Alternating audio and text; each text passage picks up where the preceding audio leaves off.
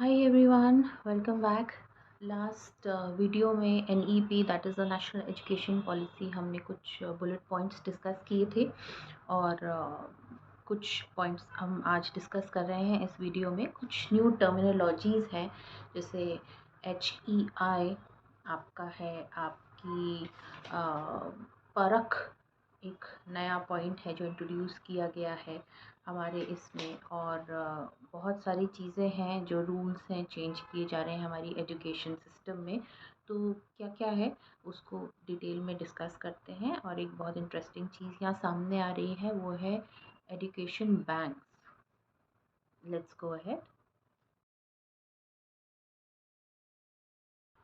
Hi everyone, welcome back.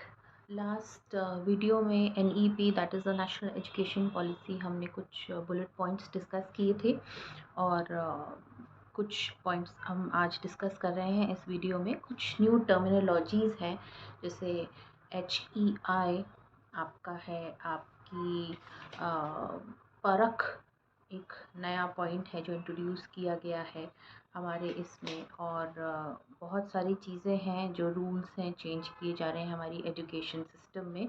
तो क्या क्या है उसको डिटेल में डिस्कस करते हैं। और एक बहुत इंटरेस्टिंग चीज़ यहाँ सामने आ रही है वो है education banks. Let's go ahead. National education policy NEP 2020। अब यहाँ पर जो हमारे कॉमन एंट्रेंस टेस्ट होते थे, कॉमन एंट्रेंस एग्ज़ाम जिसको हम CET बोलते हैं, अब ये साल में 2 बार कंडक्ट किए जाएंगे which is introduced in this new education policy. जो CET के एग्ज़ाम्स हैं ये हमारे नेशनल टेस्टिंग एजेंसी के द्वारा कंडक्ट किया जाएगा साल में 2 बार। एज आई सेड कि ये पेपर अप होगा which is a good move. एक और चीज़ जो हम बोर्ड के एग्ज़ाम्स और हमारा थोड़ा सा करिकुलम अब सिलेबस इस पे बहुत ध्यान दिया जा रहा है, चेंज होगा। यहाँ पर कुछ चेंजेस किए जा रहे हैं जैसे कि चॉइस ऑफ सब्जेक्ट्स। हमारे टाइम में जब हम 10th के बोर्ड के एग्ज़ाम्स में अपीयर होते थे तो बेसिकली 5 मेन स्ट्रीम सब्जेक्ट्स जो कि English, Hindi, maths, science and SST जो which were further bifurcated into physics, chemistry, bio and history, geography and civics. और ये इतना सब 10th लेवल पर करना कंपलसरी होता था CBSE और ICSE बोर्ड में, जहाँ पे ICSE बोर्ड में टोटल मिला के 12-13 सब्जेक्ट्स होते हैं और CBSE में ये मेन स्ट्रीम 5 सब्जेक्ट्स होते हैं। स्टेट बोर्ड्स में सब जगह थोड़ा सा डिफरेंस है यहाँ पे। अब यहाँ पर ये सब्जेक्ट्स का जब आप 11th-12th में जाते हो you select the stream of your choice, either it's commerce, humanities or science stream, and all the subjects that you take that is according to the stream you choose. अब यहाँ पर थोड़ा चेंजेस किया जा रहा है। यहाँ पे they have proposed that along with a subject of your choice a child can choose another topic which is not rigidly, they have, instead of separating very rigidly all the streams of education into arts, commerce and science, they have given a flexibility of choice. A child can choose home science or an arts or other such subject from the humanities stream as well while they are studying the science subjects, which is yet to understand in detail how it is going to work out, because once you have made a choice of a subject, then your choice of career also depends on it, because people who choose bio or mathematics, they opt for the medicals or engineering examinations accordingly. So how are they going to allocate these subjects? But now there will be a flexible and a liberal approach in choosing the subjects. So there is no rigid separation of streams amongst arts, science and commerce students. In last video में हम ये already discuss कर चुके हैं जो bachelors degree है, bachelors program that will be multidisciplinary and multiple entry and exit point.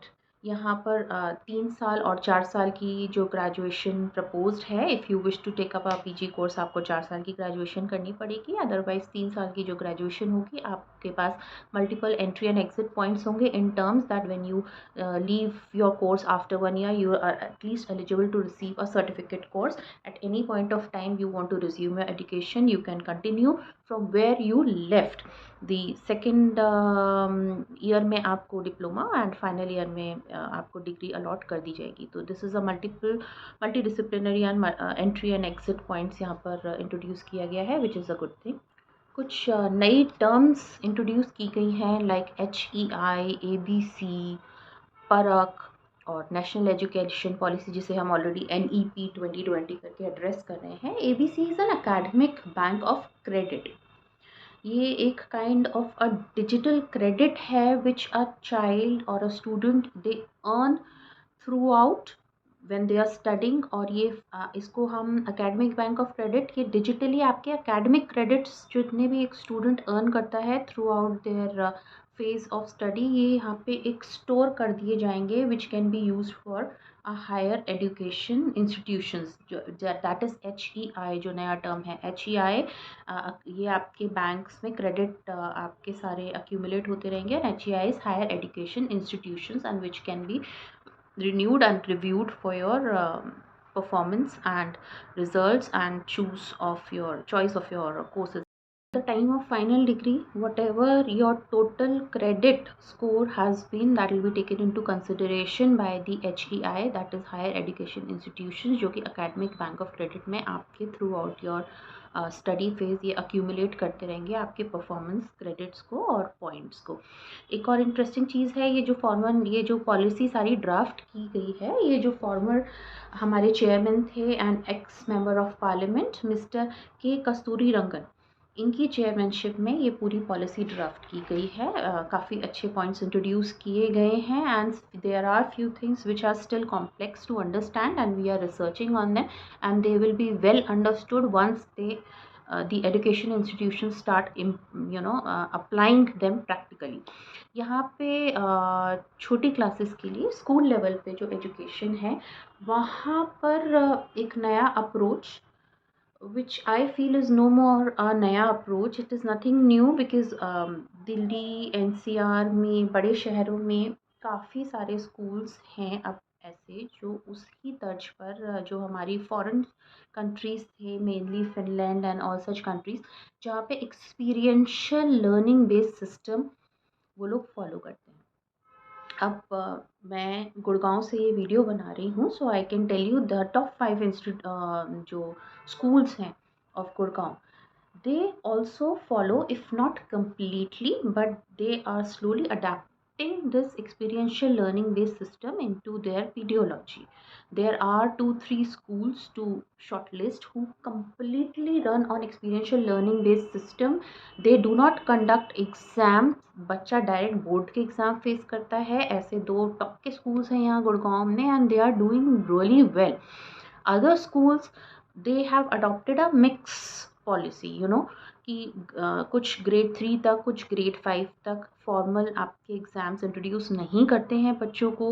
There methodology is experiential learning based. Now this new education policy, because ये हर एक स्कूल आज तक अप्लाई नहीं कर रहा था, like we have studied in typical convent schools जहाँ एक proper term in first term second term and final term examinations conduct होते थे। आपका सिलेबस है, you have to cram it and you vomit it in your paper next day, so that is the approach. पर अब times are changing slowly. All the schools are happily adopting these experiential learning based policies which are very good and they are a good learning process, because even I feel that every child shines when it's their time. You cannot impose or force, or you cannot fix a criteria that if child is 3 years old or 2 years old, or by the time they reach nursery they should know the complete ABC, they should know the complete number system from 1 to 50 or 100 or whatever. Though kids are street smart these days and they get to go to play schools and pre-nurseries and they know everything by the time they go to nursery, but not every child is same. So this experiential learning based system where a child is not judged, a child is not assessed, or they are not forced to learn. They learn as when per their experience, as per their growth pattern. So this is a good move. From class 6 onwards vocational courses introduce किए जाएंगे, जो as I said कि already जो अच्छे schools हैं वो ये pattern already follow कर रहे हैं. जहाँ नहीं इम्प्लीमेंट हो रहा है, दो schools will start following these policies now, which will be a good change for them. Vocational courses after 6th grade, as I last discussed in my video, that it will be compulsory to teach in your regional language and mother tongue till at least grade 5 in all schools. How far will this be implemented? We are yet to see it in the convent schools. Again, this is a check. There will be a lot of focus on e-learning. We discussed it in our last video. And there is a new term, parakh, PARKH. नई term है parakh. Parakh means performance assessment, review and analysis of knowledge for a holistic development. So this is basically as I said कि e-learning पे focus है, हमारी regional and national language learning पे focus है, आपका experiential learning based system introduce किया जा रहा है, and the performance assessment of a child will not strictly be based on the performance of their written exam or oral examinations like we used to face in our times. Now there will be a multidisciplinary approach for an assessment, and the school my kids go to, they are already following as I said कि तो top 5-6 colleges and the schools of every town, they are gradually, they have already adopted, they are already learning on these systems, or otherwise all other leading schools, they have to be in competition with others, so they will adopt it. And all those CBSE based or state board based जो schools थे, those who were not following such policies, now national education policy के according उन लोगों को भी ये सब points introduce करना पड़ेगा, which is good. सेकेंडली, बच्चों को जो रिजल्ट है टिपिकल उनके स्कोर बेस्ड नहीं होगा. असेसमेंट एक मल्टी डिसिप्लिनरी अप्रोच है. बच्चे की ओवरऑल परफॉर्मेंस जज की जाएगी. कोई written formal examinations grade 3 to 5 जो है आपका एक्सपीरियंशियल लर्निंग बेस्ड ईयर्स रखे जाएंगे. वहाँ पे इस तरह के फॉर्मल असेसमेंट नहीं होगा एग्जामिनेशंस का. Again which lot of schools are following, I can name some. यहाँ गुड़गांव में the Shiv Nadars, the Sun City school that my kids are going to, आपका हेरिटेज स्कूल है, शिक्षांत है, they work on beautiful, their pedagogy is wonderful and their kids are shining and they are performing very well. हमें लगता था कि बच्चा अगर throughout their life exam ही नहीं देगा, फॉर्मल एग्जामिनेशन वाले, हम एक ढर्रे से निकल कर आए हैं स्कूल से, तो हमें लगता था बच्चा कैसे परफॉर्म करेगा, 12th में डायरेक्ट बोर्ड्स देगा, कैसे देगा, 10th में देगा. They are giving papers, they are coming out with flying colours and they are doing really good. So I think this peer pressure of boards, the peer pressure of examination, the psychological impact, that is to be reduced, and that is the aim of the new education policy, जहाँ पे board के exams will be lot easier as they have promised. एक written format में जहाँ हम ये policy की guidelines देख रहे हैं, they have promised that 12th के exams will be a lot easier to discourage any kind of rote learning and those moments of coaching, जो unnecessary coaching का pressure बच्चों के ऊपर आ जाता है, बहुत सारे coaching institutes, and what they do, they cram everything and the purpose is to vomit it in their paper next day, which is not a good learning process. So that should be discouraged, and let's see how well and how far this is implemented. Graduation degree की बात कर रहे थे कि 4 साल की और 3 साल की ग्रेजुएशन, वो हमने लास्ट वीडियो में डिस्कस किया. अब एक कैच है यहाँ BEd, because B.Ed will be a compulsory course to pursue if you want to make your career into teaching in any at school levels. तो किसी भी स्कूल में किसी शिक्षक की पढ़ाने की जो एक कंपलसरी डिग्री उसको जो लेनी होगी वो B.Ed की डिग्री है, जो अभी भी है शायद, but teachers are selected in some schools on different criteria, पर यहाँ पे बीएड की डिग्री 4 साल की कर दी गई है. 4 years to complete a B.Ed degree, and this will be implemented by 2030. 2030 तक ये implement हो जाएगा. So all those who want to teach in schools and want to take up a B.Ed degree course, ये you have to plan ahead, boss. I think 12th के बाद, because B.Ed is an graduate degree है B.Ed एक. उसके बाद M.Ed है जो post graduate degree है. तो अगर आपको ग्रेजुएशन करके दोबारा B.Ed करना है, जैसा कि अब तक लोग करते थे, ग्रेजुएशन के बाद 1 साल 2 साल का जो B.Ed होता था, अभी 4 साल की डिग्री है. तो you have to very carefully plan it after your 12th boards. बहुत यहाँ पर फॉरेन यूनिवर्सिटीज़ के लिए रूल्स अमेंड किए जा रहे हैं, कुछ चेंजेस किए जा रहे हैं.